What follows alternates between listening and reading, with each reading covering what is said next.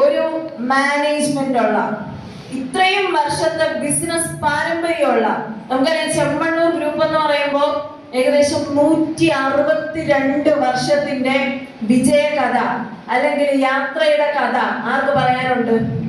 ചെമ്മണ്ണൂർ ഗ്രൂപ്പിന് പറയാനുണ്ട്. അങ്ങനെ തുടങ്ങി ഇന്ന് സക്സസ് ആയി നിൽക്കുന്ന, ഇതുപോലെ 8 വർഷം പിന്നിട്ട, ഇതുപോലെ അച്ചീവേഴ്സിനെ ക്രിയേറ്റ് ചെയ്ത ഒരു കമ്പനിയുടെ പേര് പറയാൻ നിങ്ങൾക്കുണ്ടോ എന്ന് ചോദിച്ച സമയത്ത് ഫിജി കാർഡ് എന്നല്ലാതെ വേറൊരു മറുപടി പറയാൻ അവിടെ ഇരിക്കുന്ന ഒരാൾക്കും ഇല്ലായിരുന്നു. അപ്പൊ ശരിക്കും പറഞ്ഞു കഴിഞ്ഞാൽ ആ ഒരു ക്വസ്റ്റ്യൻ നമ്മളെ തീർച്ചയായിട്ടും ചിന്തിപ്പിക്കുന്ന ഒരു ക്വസ്റ്റ്യൻ തന്നെയാണ് ഇന്നിവിടെ വന്നിരിക്കുന്നവരോടും എനിക്ക് ചോദിക്കാനുള്ളത്. ഇതിന്റെ മാനേജ്മെന്റ് മാത്രം നോക്കിയാൽ പോരെ ഈ ബിസിനസ് ചെയ്യണോ വേണ്ടോ എന്ന് തീരുമാനിക്കാൻ? കാരണം ബോബി ചെമ്മണ്ണൂർ സാറിനെ പോലെ ഇന്ന് ഓരോ 20 കിലോമീറ്റർ ഇടവിട്ട് നമ്മൾ ചെല്ലുമ്പോഴും ചെമ്മണ്ണൂർ ഗ്രൂപ്പിന്റെ സ്ഥാപനങ്ങളെ കൊണ്ട് നിറഞ്ഞിരിക്കുന്ന, ജുവലറികളെ കൊണ്ട് നിറഞ്ഞിരിക്കുന്ന, ഇത്രയും ബിസിനസ്സുകളാൽ നിറഞ്ഞു നിൽക്കുന്ന ഒരു വ്യക്തി ഒരു ബിസിനസ് തുടങ്ങുമ്പോ വെറുതെ തുടങ്ങുമോ? ഒന്നും ആലോചിക്കാതെ തുടങ്ങുമോ? കാരണം നഷ്ടപ്പെടാനായിട്ട് ഒരുപാടുണ്ട്, ഇല്ലേ?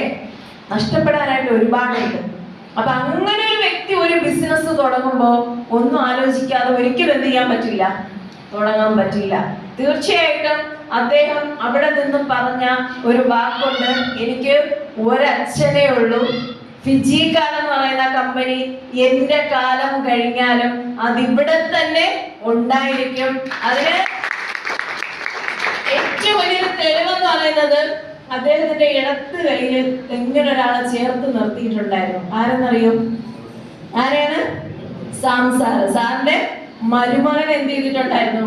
ഇതെങ്ങനെ ചേർത്ത് പിടിച്ചിട്ടുണ്ടായിരുന്നു. കാരണം ഇതെല്ലാം ആര് കാണണം? ഇനി വരാൻ പോകുന്ന ജനറേഷൻ എന്ത് ചെയ്യണം? കാണണം. അവരുടെ കയ്യിലൂടെ ഈ കമ്പനി തലമുറകളോളം മുമ്പോട്ട് പോകുന്ന രീതിയിൽ. നമുക്ക് അൻസാർ എപ്പോഴും പറയാറുള്ള ഒരു കാര്യമുണ്ട്, ഒരു കൊച്ചു കുട്ടിയുടെ അടുത്ത് പോലും ലോകത്തിൽ അല്ലെങ്കിൽ ഇന്ത്യയിൽ അല്ലെങ്കിൽ മറ്റേത് രാജ്യങ്ങളും എടുത്തു വെച്ച് നോക്കിയാൽ ഒരു സാധാരണക്കാരനെ ഡെവലപ്പ് ചെയ്ത അല്ലെങ്കിൽ ഒരു സാധാരണക്കാരനെ കോടീശ്വരനാക്കിയ ഒരു കമ്പനിയുടെ പേര് ചോദിച്ചു കഴിഞ്ഞാൽ ആ വ്യക്തി ഒരു ആലോചിക്കാതെ തന്നെ നിസ്സംശയം ആ വ്യക്തിക്ക് പറയാൻ പറ്റണം, ആ കമ്പനിയുടെ പേരാണ് fijiCard.com എന്ന് പറയുന്ന നമ്മുടെ ഈ ഒരു മഹാപ്രസ്ഥാനം, നമ്മുടെ ഒരു ദൈവസ്പർശവും പ്രോജക്റ്റ് എന്ന് പറയുന്നത്. അപ്പോ അന്ന് സാറ് പറഞ്ഞ ആ ഒരു ചോദ്യത്തിന്റെ ഏറ്റവും വലിയൊരു പ്രസക്തി, സാറ് സോഷ്യൽ മീഡിയയിലൊക്കെ പബ്ലിക്കായിട്ട് ഒരു ചലഞ്ച് ഇട്ടിട്ടുണ്ടായിരുന്നു. എന്താണെന്നറിയോ? എന്റെ സ്ഥാപനം ഇന്നത് കൊടുക്കാമെന്ന് പറഞ്ഞിട്ട് ഇന്നത് കൊടുക്കാതിരുന്നിട്ടുണ്ടെങ്കിൽ അല്ലെങ്കിൽ ഒരു ഡേറ്റ് മാറിയിട്ടുണ്ടെങ്കിൽ ന്യായമായിട്ടൊരു പരാതിയായിട്ട് വന്നാൽ എന്റെ ഈ ചെമ്മണ്ണൂർ ഗ്രൂപ്പിനെ ഒരൊറ്റ ചെക്കിന് ഞാൻ എന്ത് ചെയ്യും? അയാൾക്ക് തീരെഴുതി കൊടുക്കും. നാളെ ഉണ്ടെങ്കിൽ കൊണ്ടുവരൂ. ആരെങ്കിലും കൊടുത്തതായിട്ട് കേട്ടിട്ടുണ്ടോ? കേട്ടോ? ഞാൻ 8 വർഷമായിട്ട് ഫിജി കാർഡ് എന്ന് പറയുന്ന കമ്പനി ഇത്രയും വലിയൊരു സക്സസ്ഫുൾ ആയിട്ടുള്ള ഒരു യാത്ര ചെയ്യുന്നു എന്ന് ഞാൻ കേട്ടു. ഞാൻ വന്നിട്ട് ഇപ്പൊ ഏകദേശം ഒരു 4 വർഷം ആവുന്നു.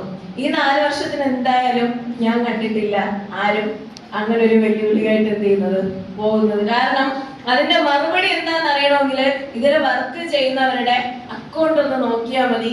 ഇന്ന് പണിയെടുത്തിട്ടുണ്ടെങ്കിൽ രാവിലെ അക്കൗണ്ടിൽ എന്ത് കയറിയിട്ടുണ്ടായിരിക്കും? പൈസ കയറിയിട്ടുണ്ടായിരിക്കും. ഫിജി കാർഡിന്റെ പവർ. വേറൊരു ജോലിയാണെങ്കിൽ 30 ദിവസം പണിയെടുത്തിട്ട് 1-ാം തീയതിയും 2-ാം തീയതിയും 3-ാം തീയതിയും ഒക്കെ ഇങ്ങനെ കാത്തിരിക്കണം. എന്തിനാണ്?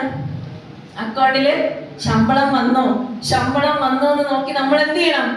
കാത്തിരിക്കണം. പക്ഷേ ഫിജി കാർഡ് ഞാൻ ഉറപ്പിച്ച് പറയാം, ഇന്നിവിടെ ഇത്രയും അച്ചീവേഴ്സ് കയറി നിന്നപ്പോഴും അവർ ഇത്രയും പ്രൗഡ്ഫുൾ ആയിട്ട് നിൽക്കാനുള്ള ഒരു കാര്യം എന്ന് പറയുന്നത് ഇന്നത്തെ അവരുടെ വരുമാനത്തിന്റെ പോലും എത്ര രൂപയാണോ ടാക്സ് പോയിട്ടുള്ള കറക്റ്റ് പൈസ അവരുടെ അക്കൗണ്ടിൽ എന്ത് ചെയ്തിട്ടുണ്ട്?